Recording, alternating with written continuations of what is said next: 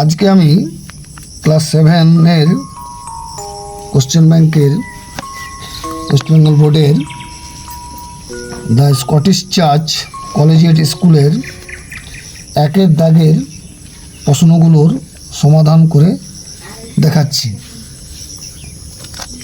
প্রথম কোশ্চেনটা হচ্ছে একের দাগের রোমান একের প্রথম কোশ্চেনটা হচ্ছে 0.00028 বর্গমূল কত।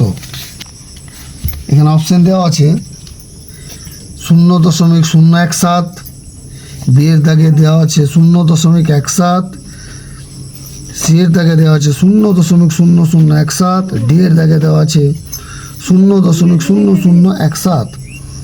তো আমরা আগে যখন বর্গমূলের কিছু অঙ্ক করিয়েছিলাম তখন আমি বলেছিলাম তোমাদেরকে দশমিকটা বাদ দিয়ে করবে, তাহলে করতে সুবিধা হবে। তাহলে আমি অঙ্কটি করছি। তাহলে দশমিক বাদ দিয়ে সংখ্যাটি কত, দশমিক এবং শূন্যগুলো বাদ দিয়ে সংখ্যাটি হচ্ছে 289। শেষ দিক থেকে জোড়া নিলাম, 89-এর মাথায় একটা দাগ আর 2-এর মাথায় একটা দাগ। এরপর আমি 1 1 1, 2 থেকে 1 গেলে 1 হয় আর জোড়াটি বসে গেল, অর্থাৎ 89 বসে গেল। 1-এর দ্বিগুণ 2। তাহলে আমি কি বলেছিলাম, শেষ সংখ্যাটা অর্থাৎ এককের অঙ্কটি দেখবে কত আছে 9, এবং কত কত গুণ করলে 9 হয় আমরা জানি। 3 3 গুণ করলে 9 হয়। তাহলে 2-এর পাশে আমি 3 লিখে 3 দিয়ে গুণ করে দেখছি, 3 3 9, 3 2 6, কিন্তু এখানে আছে 189, আমার এলো 69। আবার আমি করছি, আর কত কত গুণ করলে শেষে 9 হয়, 7 7 অর্থাৎ 27। 27কে 7 দিয়ে গুণ, 7 7 49, 7 2 14, 14 4 18, তাহলে 27। 27কে 7 দিয়ে গুণ করলে 189 হয়। তো নির্ণয় বর্গমূল এখানে 17, কিন্তু কোশ্চেনটা আছে 0.00028। যেহেতু দশমিকের ছ ঘর পর আছে, দশমিকের 6 ঘর হচ্ছে, তাহলে হচ্ছে এটা আমি লিখতে পারি 0.017। এইটি হলো উত্তর, 0.028 বর্গমূল। এর বর্গমূল 0.017। অঙ্কটি এখানেই শেষ। 2 নম্বর কোশ্চেনটা হচ্ছে 64/147-এর সঙ্গে কোন ক্ষুদ্রতম সংখ্যা গুণ করলে গুণফল একটি পূর্ণ বর্গ সংখ্যা হবে। 64/147, 64কে আমি উৎপাদকে ভাঙলাম, 2 32 64, 2 16 32, 2 8 16, 2 4 8, 2 2 4। 64কে ভাঙলাম, তাহলে কটা 2 হলো এখানে, 1 2 3 4 5 6টা। তো 2 গুণিত 2 গুণিত 2 গুণিত 2 গুণিত 2 গুণিত 2। এবার 147কে ভাঙবো আমি, 147কে ভাঙছি 3 দিয়ে, 4 4 11, 11 12। 3-এর একটা নিয়ম বলে দিচ্ছি তোমাদেরকে। এই যে 147 এই সংখ্যাগুলো যোগ করবে মনে মনে, 1 আর 4 5, 5 আর 7 যোগ করলে 12 হয়। 12 3 দিয়ে আরও বিভাজ্য, সুতরাং 3 দিয়ে এটি ভাগ করা যাবে। 3 4 12, 2 27, 3 9 27, 7 7 49, 3 গুণিত 7 গুণিত 7, 2-এর স্কোয়ার 2-এর স্কোয়ার 2-এর স্কোয়ার, 3 7-এর স্কোয়ার। তাহলে কার জোড়া নেই 3, অর্থাৎ 3 দিয়ে গুণ করলে সংখ্যাটি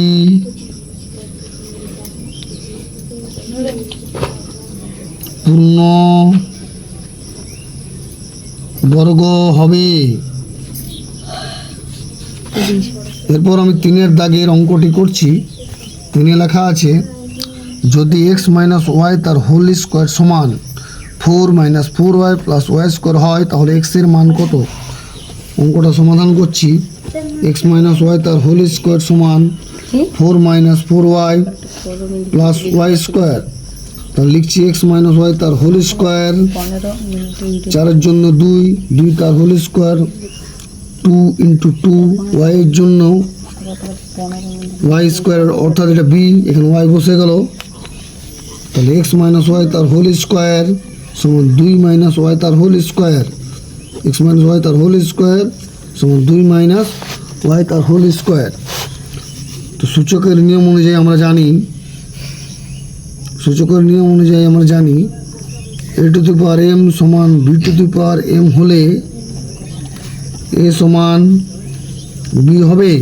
সুতরাং আমরা লিখতে পারি এক্স মাইনাস ওয়াই সমান 2 মাইনাস ওয়াই, তো মাইনাস ওয়াই কেটে গেল, সুতরাং এক্স সমান 2। তাহলে উত্তরটা কত হলো? এক্সের মান 2। ঠিক। এরপর আমি 4-এর দাগের অঙ্কটা করছি। কোনো ত্রিভুজের 3টি উচ্চতার ছেদবিন্দুকে বলে, 3টি উচ্চতার ছেদবিন্দুকে বলে ভরবিন্দু, না অন্তকেন্দ্র, না পরিকেন্দ্র, না লম্ববিন্দু। 3টি উচ্চতার ছেদবিন্দুকে বলে লম্ববিন্দু। এরপর আমি 5-এর অঙ্কটা করছি।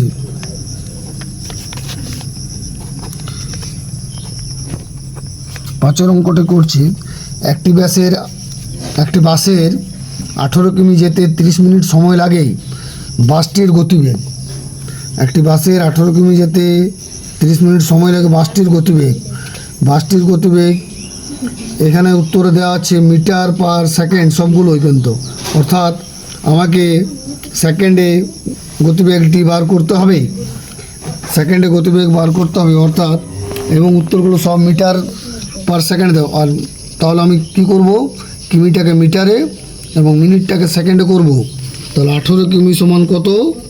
18 কিমি সমান 18,000 মিটার, কারণ কিমির পর মিটার যেতে হলে 3 ঘর যেতে হয়। হেক্টোমিটার, ডেকামিটার, মিটার, অর্থাৎ কিমিকে 1000 দিয়ে গুণ করে মিটারে পরিণত করা যায়। সুতরাং 18কে যদি আমি 1000 দিয়ে গুণ করি 18,000 মিটার। আর 30 মিনিটকে সেকেন্ড করতে হলে 30 ইন্টু 60, কারণ 1 মিনিট মানে 60 সেকেন্ড। তাহলে আমরা এটা গতিবেগটা সেকেন্ড পার সেকেন্ড বার করব, মিটার পার সেকেন্ডে। তাহলে লিখতে পারি আমি 18,000 বাই 30 ইন্টু 60, 0 কেটে গেল, 60-এর 0, 18,000 একটা 0 কেটে গেল, 30-এর একটা 0, আবার 1800-র একটা 0 কেটে গেল। তো 6 দিয়ে আমি 180কে কাটলাম, 6 30 180, 3 10 30। এককটি হবে কিন্তু মিটার পার সেকেন্ড, যেহেতু উত্তরে মিটার পার সেকেন্ড সবগুলোই দেওয়া আছে। তাহলে উত্তর হলো আমার 10 মিটার পার সেকেন্ড। তাহলে বিয়ের দাগের উত্তরটি হলো, তাহলে এখানে 1-এর দাগের অঙ্কগুলো শেষ হলো। তোমাদের যদি অঙ্কগুলো করে ভালো লাগে তাহলে তোমরা অবশ্যই লাইক এবং সাবস্ক্রাইব করবে।